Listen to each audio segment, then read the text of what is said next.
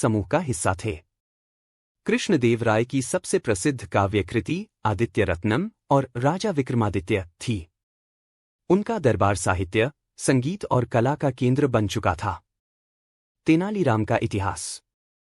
तेनालीराम का असली नाम रामकृष्ण पिल्लै था, लेकिन वे तेनालीराम के नाम से प्रसिद्ध हुए। तेनालीराम का जन्म दक्षिण भारत के तेनाली नामक स्थान में हुआ था, जो आज के आंध्र प्रदेश राज्य में स्थित है।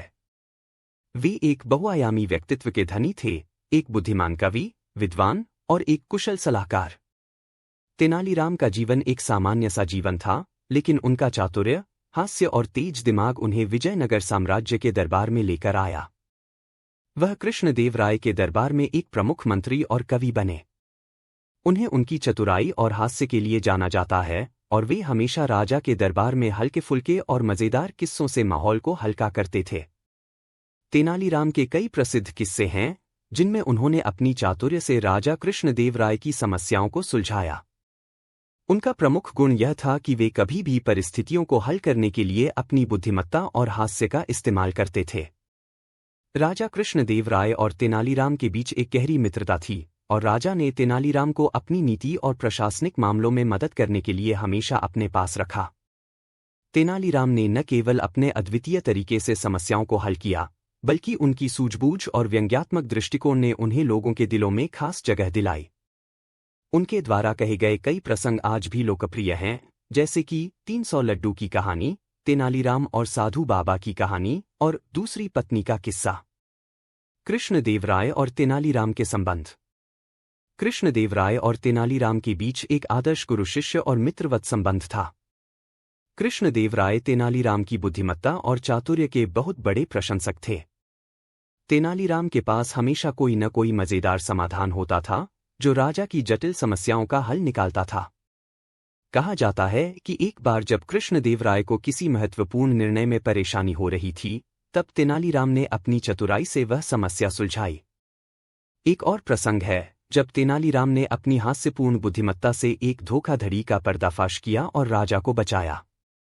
इन घटनाओं से साफ जाहिर होता है कि तेनालीराम और कृष्णदेव राय के रिश्ते केवल दरबारी संबंधों तक सीमित नहीं थे, बल्कि यह एक सशक्त दोस्ती और परस्पर सम्मान का उदाहरण थे।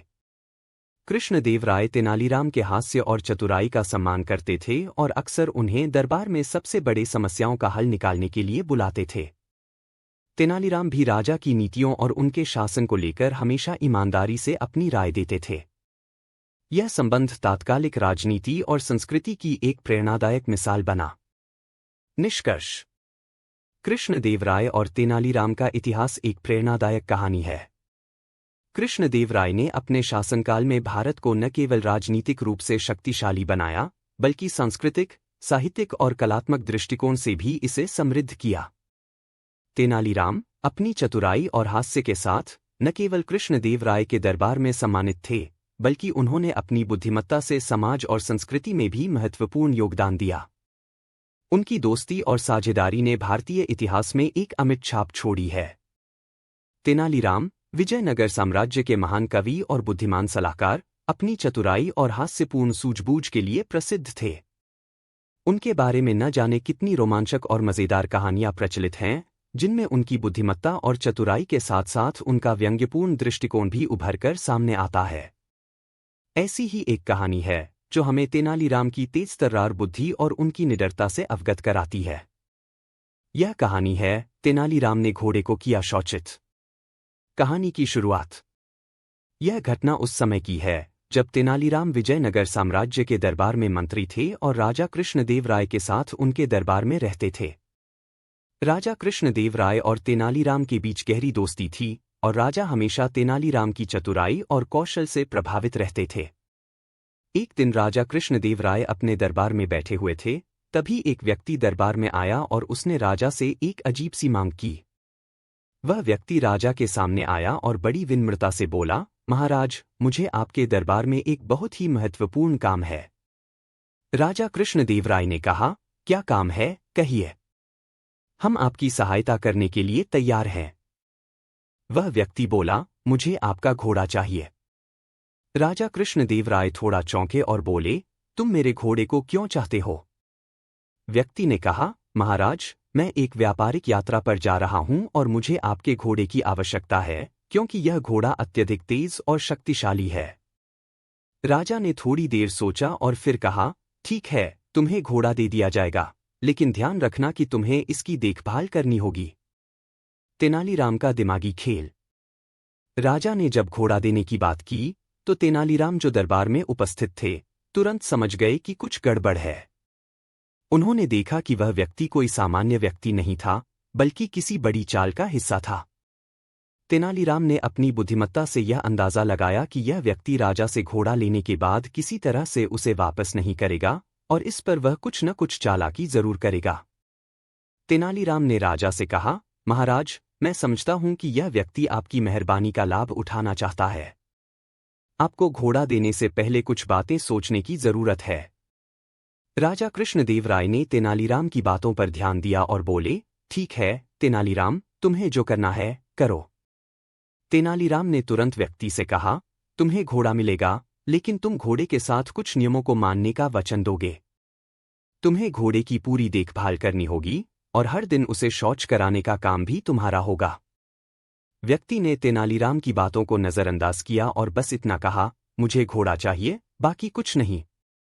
तेनालीराम ने फिर कहा, अगर तुम घोड़े को अच्छी तरह से देखोगे और उसे शौच कराओगे, तो यह घोड़ा तुम्हारा हो जाएगा। व्यक्ति ने बिना कोई सवाल किए यह शर्त स्वीकार कर ली, क्योंकि उसे घोड़ा चाहिए था और वह इस शर्त को मजाक समझ रहा था। उसने सोचा कि तेनालीराम केवल मजाक कर रहे हैं। घोड़े का शौच कराने का काम। अब घोड़ा व्यक्ति को दे दिया गया और वह उसे लेकर जाने लगा। तेनालीराम ने चुपचाप राजा को इशारा किया कि वह व्यक्ति यह शर्त पूरी करने में असमर्थ रहेगा और उसे जल्द ही यह घोड़ा लौटाना पड़ेगा। कुछ समय बाद वह व्यक्ति घोड़े को लेकर तेनालीराम के पास आया और बोला, तेनालीराम जी, घोड़े को शौचित कैसे किया जाता है? तेनालीराम ने मुस्कुराते हुए कहा, तुमने शर्त मान ली है, तो अब घोड़े की शौच की जिम्मेदारी तुम्हारी है। तुम्हें घोड़े के साथ हर दिन शौच करना होगा, चाहे जो भी हो। व्यक्ति ने कहा, क्या आप मजाक कर रहे हैं, तेनालीराम जी? यह तो पागलपन है। घोड़ा कैसे शौच करेगा? तेनालीराम ने कहा, नहीं, यह कोई मजाक नहीं है। तुमने वचन लिया है और अब तुम्हें यह काम पूरा करना होगा। तेनालीराम की चाल का खुलासा। व्यक्ति अब परेशान हो गया और वह दिन रात घोड़े के शौच के बारे में सोचने लगा।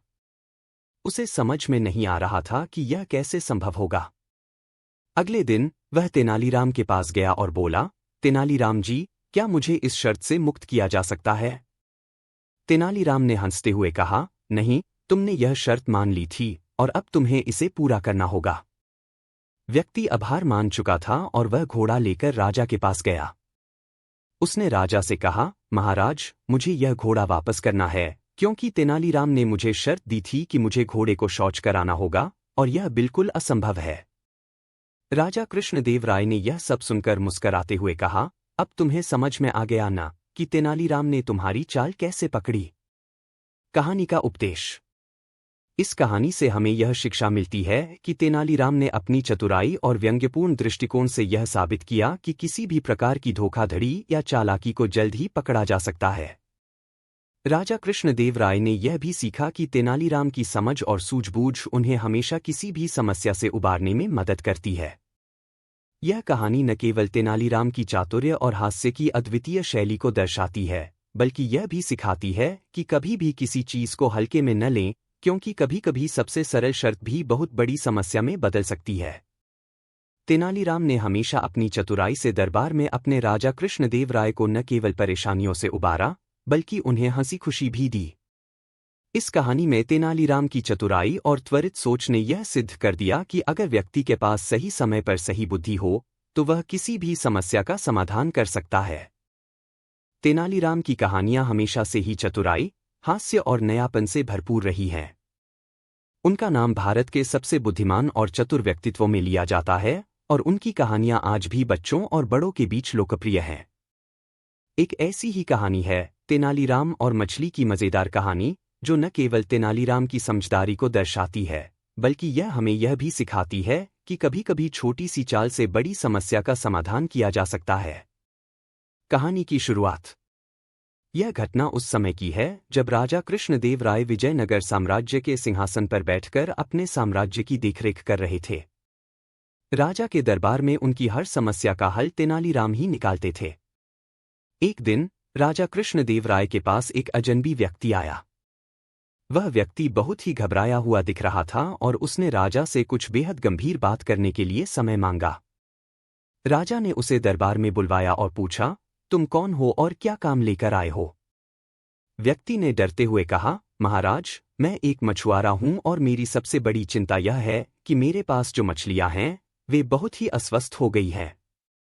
मैं पूरी तरह से परेशान हूं और नहीं जानता कि इन मछलियों को ठीक कैसे किया जाए। राजा कृष्णदेव राय ने पूछा, तुम क्या चाहते हो? तुम्हारी समस्याओं का समाधान हम जरूर करेंगे। मछुआरे ने कहा, महाराज, मैंने सुना है कि आपके दरबार में एक महान व्यक्ति हैं जिनका नाम तेनालीराम है। वह किसी भी समस्या का समाधान बड़ी चतुराई से निकाल लेते हैं। मुझे विश्वास है कि वह मेरी मदद कर सकते हैं। राजा ने मुस्कुराते हुए कहा, अगर यह समस्या तेनालीराम के लिए है तो वह इसे हल करने में सक्षम है। तेनालीराम, आओ और इस व्यक्ति की मदद करो। तेनालीराम का दिमागी खेल। तेनालीराम दरबार में आए और मछुआरे की समस्या को सुना। उन्होंने मछुआरे से पूछा, तुमने मछलियों की तबीयत खराब होने का कारण पूछा है? मछुआरा बोला, मुझे नहीं पता। मैं केवल इतना जानता हूं कि मछलियां बहुत ही परेशान हैं और अब वे पानी में तैर भी नहीं पा रही हैं। तेनालीराम ने गहरी सोच में डूबते हुए कहा, मुझे कुछ दिन का समय चाहिए, मैं इस समस्या का हल निकाल दूंगा। राजा कृष्णदेव राय को जब यह सुना तो उन्होंने भी विश्वास किया कि तेनालीराम इस समस्या का हल जरूर निकाल लेंगे। मछुआरा थोड़ी देर बाद वहां से चला गया और तेनालीराम ने अपनी योजना बनानी शुरू की। तेनालीराम की योजना। तेनालीराम ने सोचा, अगर मछलियां अस्वस्थ हैं तो इसका कारण कोई बाहरी तत्व हो सकता है या फिर ये मछलियां किसी प्रकार के तनाव से ग्रसित हो सकती हैं। तेनालीराम ने मछलियों की देखभाल करने वाले व्यक्ति से यह पूछा कि मछलियां कहाँ रहती हैं और उनका खानपान क्या है। मछुआरा बोला, वे तालाब में रहती हैं और मैं उन्हें ताज़े पानी और कुछ खाद्य सामग्री देता हूं। तेनालीराम ने तालाब का दौरा किया और वहां के वातावरण का निरीक्षण किया।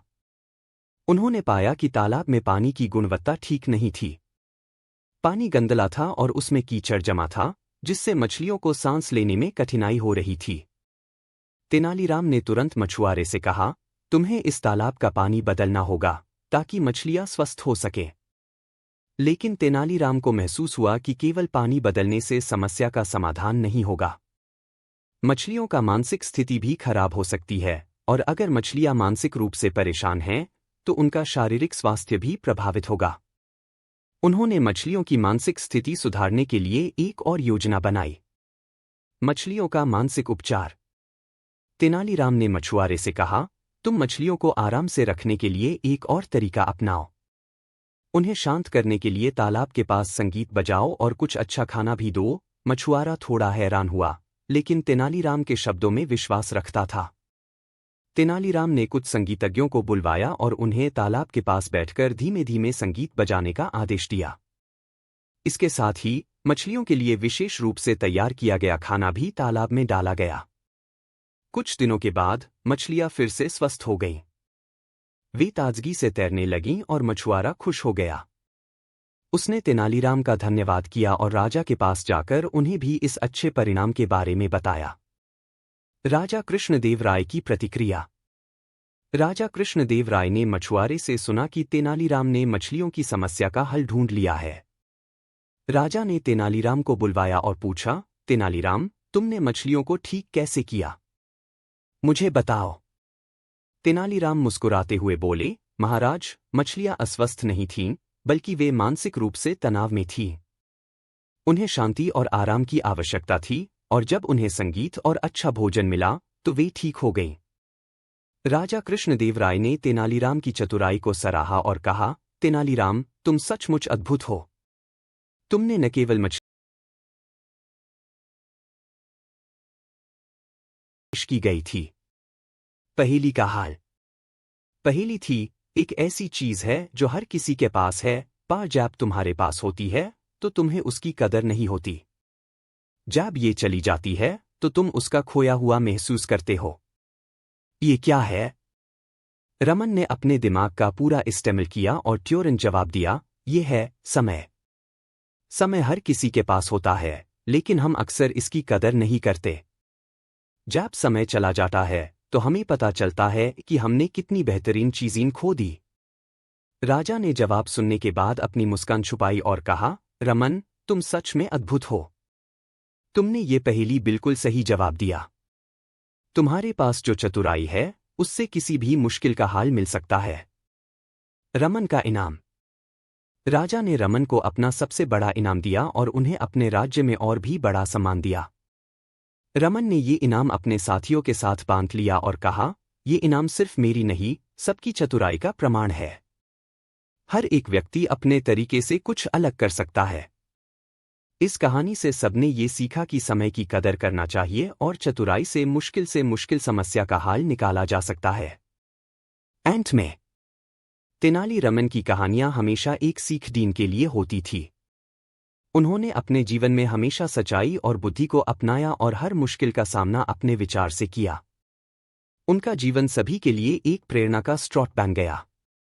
ये कहानी तेनाली रमन की छाती गई कहानी थी, जो आज भी लोगों को याद है। तेनाली रमन और घोड़े की कहानी। तेनाली रमन, जो कि अपने सामाजिक और राजनीतिक जीवन में अपनी चतुराई और विवेक के लिए प्रसिद्ध था, उनके की कहानियां आज भी लोकप्रिय है। ये कहानी भी उनकी एक ऐसी हाई प्रतिभा को दर्शाती है जिसमें उन्होंने अपनी बुद्धिमत्ता से एक बेद समस्या को सुलझा लिया। इस कहानी में एक घोड़ा और तेनाली रमन का दिमागी खेल है जो उन्होंने अपने समर्थन से हल किया। कहानी का प्रारंभ। एक दिन तेनाली रमन अपने घर के पास बैठकर अपनी कहानियों और छोटी बातों में व्यस्त दखी उन्हें एक संदेश आया। एक संदेश राजा के महल से था। संदेश में लिखा था, राजा का नया घोड़ा, जो बहुत हाई महंगा और अनोखा है, वह खोया गया है। अगर कोई ऐसी धुंध कर लाएगा तो यूज बड़ा इनाम दिया जाएगा। ये सुन के रमन ने सोचा, ये तो एक अच्छा अवसर है। मुझे ये घोड़ा ढूंढना चाहिए। रमन ने अपने सभी दोस्तों को बुलाया और कहा, चलो सब मिलकर ये घोड़ा ढूंढने चलते हैं। उन्होंने अपने मन में ये भी सोचा कि इस घटना को अपनी चतुराई से हल करना होगा। घोड़ा खो जाना। राजा का घोड़ा, जो अब तक सबसे प्रमुख और अनोखा माना जाता था, एक रात राजा के महल से गायब हो गया था। महल के सभी सेवकों ने घोड़े की तलाश शुरू कर दी थी, लेकिन घोड़ा कहीं नजर नहीं आया। ये घोड़ा अपने आकार और रंग से किसी और घोड़े से काफी अलग था। घोड़ा राजा के लिए एक अनमोल धन था, इसलिए राजा ने ऐसी खोजने में कोई कसर नहीं छोड़ी थी। रमन की सोच। राजा के महल में घोड़े की खोज हो रही थी, लेकिन घोड़ा कहीं भी नजर नहीं आया। रमन को जब ये पता चला, तब उन्होंने सोचा कि यह समस्या सिर्फ खोजने से नहीं सुलझाई जा सकती। उन्हें अपने दिमाग का इस्तेमाल करना होगा। रमन ने अपने दोस्तों से कहा, हमें घोड़े को ढूंढना होगा, लेकिन हमें इस प्रश्न को कुछ अलग तरीके से देखना होगा। रमन ने सोचा, अगर घोड़ा खोया गया है तो यह जरूरी है कि हम घोड़े के रास्ते को समझें। घोड़ा जब भी चलेगा तो उसका कुछ ना कुछ निशान जरूर होगा। घोड़े की तलाश। रमन ने पहले महल के आसपास के शहरों की तलाश शुरू की। उन्होंने हर गली, हर छत और हर नदी को देखा, लेकिन घोड़ा कहीं नहीं मिला। तब उन्होंने एक और तरीका अपनाया। रमन ने महल के सभी सेवकों को बुलाया और उनसे कहा, सबसे पहले हम सबको घोड़े के चलने की आवाज को सुनना होगा। घोड़ा कभी भी चुपचाप नहीं चलता, उसकी चाल और उसकी घंटी की आवाज हर जगह सुनाई देती है। उन्होंने एक दिन सभी को एक जगह पा बुलाया और उन्होंने घोड़े की घंटी की आवाज सुनने की कोशिश की। रमन ने सोचा कि अगर घोड़ा कहीं पास होगा तो उसकी आवाज सुनाई दी सकती है। रमन की चतुराई। एक दिन जब सभी सेवक थक गए थे और समझ रहे थे कि घोड़ा अब नहीं मिलने वाला, रमन ने एक और अनोखा तरीका अपनाया। उन्होंने एक प्राचीन मांत्रिक को बुला लिया जो कि घोड़े के पास एक विशेष प्रकाश का इस्तेमाल करता था। रमन ने सोचा कि अगर घोड़ा किसी अंधेरों में छुप कर बैठा है तो ये प्रकाश उससे दिखाई देगा। मांत्रिक ने प्रकाश का इस्तेमाल किया और देखा कि घोड़ा एक गुफा में छुपा था। रमन ने तुरंत वहां जाकर घोड़े को ढूंढा और राजा के महल में लाकर दिया। राजा ने घोड़ा देखकर खुशी से भरे होते ही कहा, रमन, तुमने एक मुश्किल काम बहुत हाय आसान तरीके से किया। तुम्हारे दिमाग की ताकत को सभी को देखना चाहिए। रमन का इनाम। राजा ने तेनाली रमन को बहुत बड़ा इनाम दिया और कहा, तुमने जो काम किया है उसके लिए तुम्हारे लिए एक बड़ा सम्मान दिया जाएगा। रमन ने राजा का धन्यवाद किया और कहा, राजा, आपने जो मुझे सम्मान दिया है उससे ज्यादा महत्वपूर्ण बात यह है कि हमने एक मुश्किल का हाल अपने दिमाग से निकला। राजा ने इस बात को बहुत गहराई से समझा और कहा, रमन, तुम्हारे दिमाग का इस्तेमाल कभी भी हमारे लिए एक प्रेरणा बन जाता है। एंट में इस कहानी के माध्यम से ये सीख मिलती है कि मुश्किल समस्या को सुलझाने के लिए हमेशा अपने दिमाग और समर्थन का इस्तेमाल करना चाहिए। तेनाली रमन ने इस कहानी में अपनी चतुराई और विवेक का इस्तेमाल करके सभी को ये सिखाया कि हर समस्या का एक आसान हल होता है, बस उससे ढूंढने की जरूरत होती है। उन्होंने अपने जीवन में हमेशा सच्चाई और बुद्धि को अपनाया और हर मुश्किल का सामना अपने विचार से किया। रमन की कहानियां आज भी हमें अपने जीवन में महत्वपूर्ण सीख देती है। राजा ने रमन को अपने रियासत का एक अनमोल रतन माना और उनकी चतुराई को सदा सराहना दी।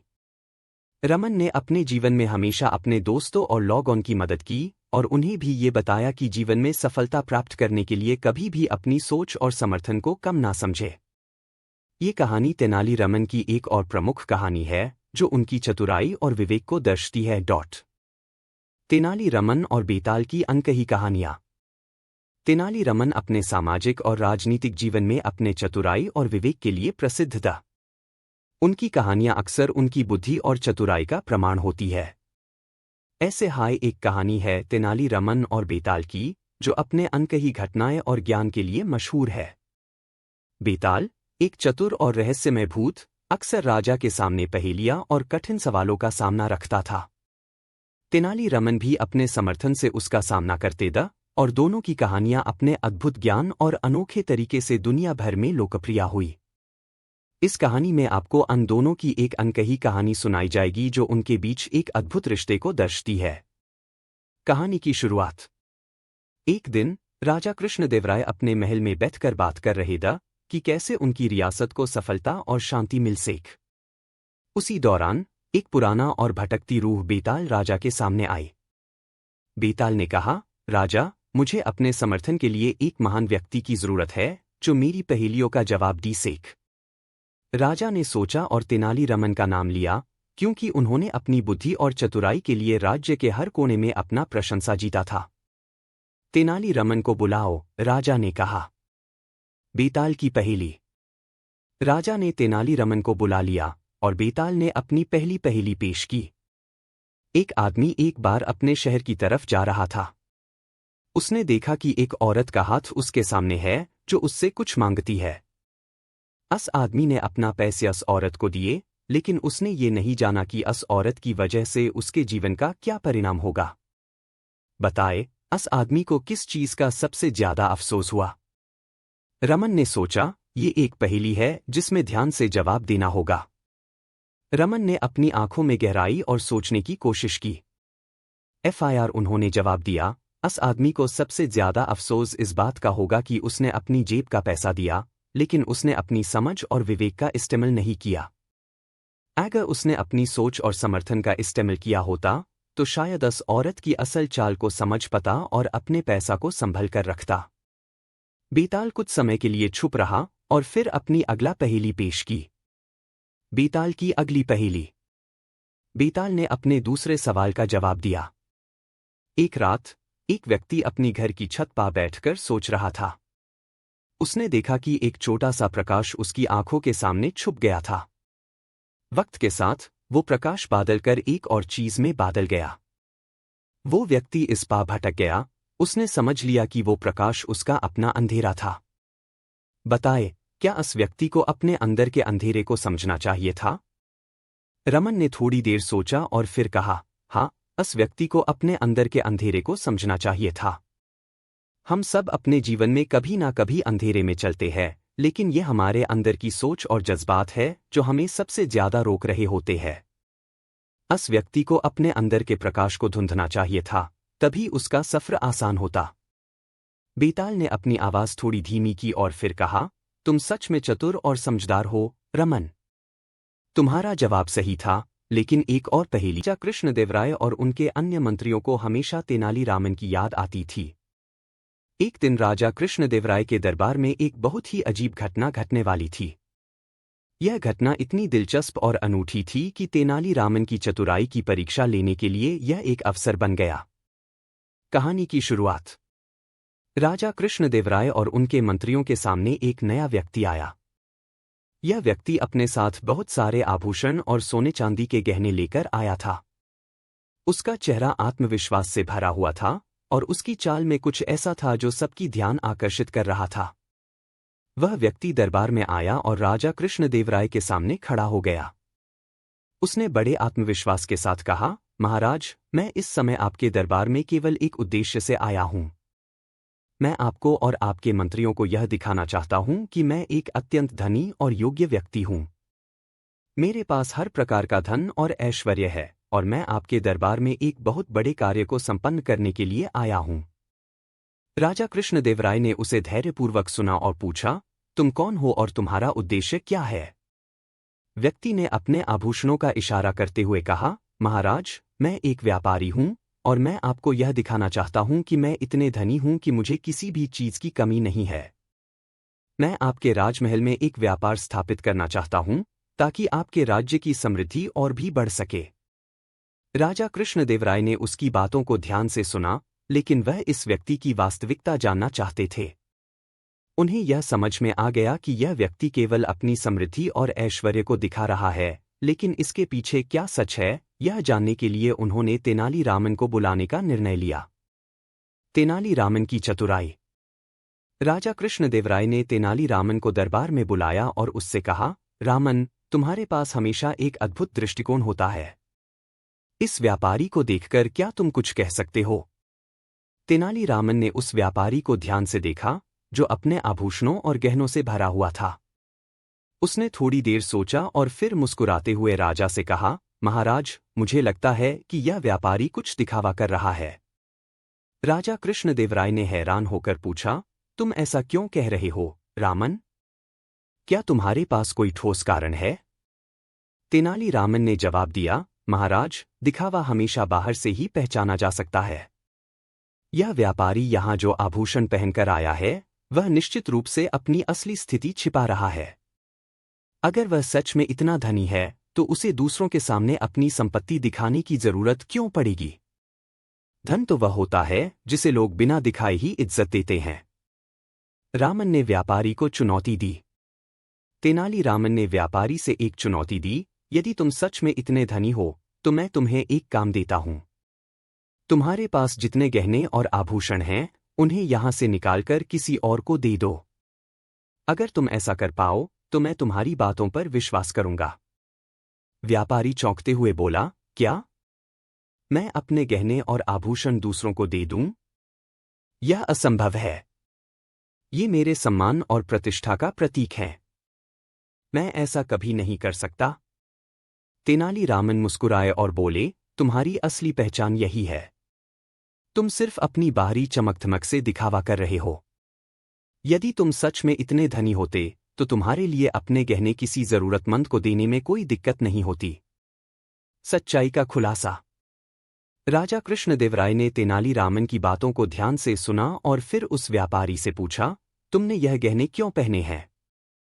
क्या तुम्हारा उद्देश्य सिर्फ दिखावा करना है? व्यापारी का चेहरा शर्म से झुक गया। उसने धीरे से कहा, महाराज, मुझे यह स्वीकार करना पड़ता है कि मैंने अपनी स्थिति और संपत्ति को बढ़ा चढ़ाकर दिखाया। असल में, मैं उतना धनी नहीं हूं जितना मैंने दिखाया। मेरे पास केवल कुछ गहने और आभूषण हैं, जो मैंने उधार लिए थे। मैं यहां इसलिए आया था ताकि लोग मुझे सम्मान दें और मैं अपनी पहचान बना सकूं। राजा कृष्णदेवराय ने सिर हिलाया और कहा, देखो, किसी भी व्यक्ति का असली मूल्य उसकी संपत्ति से नहीं, बल्कि उसकी आत्मसम्मान, ईमानदारी और कार्यों से होता है। तुम्हारे दिखावे ने तुम्हारी असली पहचान को छिपा दिया। तेनालीरामन ने व्यापारी से कहा, जब तुम अपनी असलियत छिपाकर दिखावा करते हो, तो तुम अपनी असली शक्ति और पहचान खो बैठते हो। सच्चाई हमेशा बाहर आ ही जाती है। कहानी का निष्कर्ष। इस घटना ने सभी को एक महत्वपूर्ण शिक्षा दी। राजा कृष्णदेवराय ने कहा, जो लोग दिखावा करते हैं वे कभी भी अपने असली मूल्य को साबित नहीं कर पाते। उनकी असली पहचान उनके कर्मों और ईमानदारी से ही बनती है। तेनालीरामन ने इस घटना से यह सिद्ध कर दिया कि कभी भी किसी को केवल उसके दिखावे से न आंकें, क्योंकि जो कुछ दिखाई देता है वह हमेशा सच नहीं होता। असली पहचान तो व्यक्ति के कार्यों, नियत और चरित्र से ही बनती है।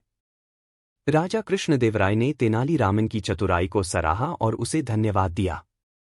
इसके बाद व्यापारी को भी यह एहसास हुआ कि दिखावा करने से कभी भी असली पहचान नहीं बन सकती। उसने तय किया कि अब वह अपने वास्तविक गुणों को पहचानने और उन्हें प्रकट करने का प्रयास करेगा। यही थी तेनालीरामन की कहानी, जो हमें यह सिखाती है कि दिखावा कभी भी हमें हमारे असली मूल्य से नहीं जोड़ सकता, बल्कि हमें अपने कार्यों और इरादों से अपनी असली पहचान बनानी चाहिए। सच्चाई का खुलासा, एक बीरबल की कहानी। एक दिन दिल्ली दरबार में अकबर ने बीरबल से एक कठिन सवाल पूछा, जिसका उत्तर देने के लिए सभी दरबारी सोच में पड़ गए। सवाल था, बीवी और जौहरी में कौन ज्यादा ईमानदार होते हैं? बीवी और जौहरी का उदाहरण देने का मकसद था ये देखना कि बीरबल इस सवाल का उत्तर किस तरह देगा। अकबर ने सोचा था कि बीरबल इस सवाल का जवाब देने में परेशानी महसूस करेगा, क्योंकि ये सवाल बहुत ही चतुराई से पूछा गया था। लेकिन बीरबल हमेशा की तरह मुस्कुराए और बिना देर किए जवाब दिया। बीवी और जौहरी का अंतर। बीरबल ने कहा, महाराज, दोनों ही अपने अपने क्षेत्र में ईमानदारी से काम करते हैं। बीवी अपने घर और परिवार के लिए काम करती है, वहीं जौहरी अपने सोने और आभूषणों के साथ ईमानदारी से व्यापार करता है। लेकिन सच्चाई यह है कि एक बीवी हमेशा अपने घर के भले के लिए अपनी मेहनत करती है और उसे बिना किसी धोखाधड़ी के करती है। वहीं जौहरी भी अपनी धातुओं के साथ सावधानी से काम करता है ताकि वह किसी भी गलतफहमी से बच सके। दोनों में से कोई भी किसी से कम नहीं है। अकबर ने बीरबल के उत्तर को सुना और सोचा कि बीरबल ने बहुत अच्छा जवाब दिया है, लेकिन वह यह जानना चाहते थे कि बीरबल इस सवाल को और किस तरह से समझाएगा। अकबर ने सोचा कि अब वह बीरबल को एक उदाहरण देंगे, ताकि बीरबल को यह सिद्ध करना पड़े कि वह सही है। सच्चाई का खुलासा। अकबर ने दरबार में एक व्यापारी को बुलाया, जो कुछ महंगे गहने लेकर आया था। अकबर ने व्यापारी से कहा, तुम इन गहनों का सही मूल्य बताओ। व्यापारी ने गहनों का मूल्य बताया, लेकिन अकबर को यह संदेह हुआ कि व्यापारी ने मूल्य कम बताया है। अकबर ने बीरबल से कहा, बीरबल, तुम इस व्यापारी के गहनों का सही मूल्य जानने का उपाय बताओ। बीरबल ने तुरंत व्यापारी को चुपके से एक तरीका सुझाया, तुम इन गहनों को खींचो और ध्यान से देखो। अगर तुम देखोगे तो तुम पाएंगे कि ये गहने असल में असली नहीं हैं। व्यापारी ने बीरबल के बताए गए तरीके का पालन किया और सचमुच पाया कि वह गहने नकली थे। व्यापारी ने बीरबल को धन्यवाद दिया और उसने अकबर को बताया कि उसके द्वारा बताया गया मूल्य गलत था। अकबर ने बीरबल की चतुराई की सराहना की और कहा, देखो, बीरबल ने बिना किसी धोखाधड़ी के सच्चाई का खुलासा किया। कहानी का निष्कर्ष। इस घटना से यह सिद्ध हो गया कि सच्चाई का खुलासा करने के लिए बीरबल ने अपनी चतुराई और समझदारी का उपयोग किया। बीरबल ने जो कहा वह सच साबित हुआ।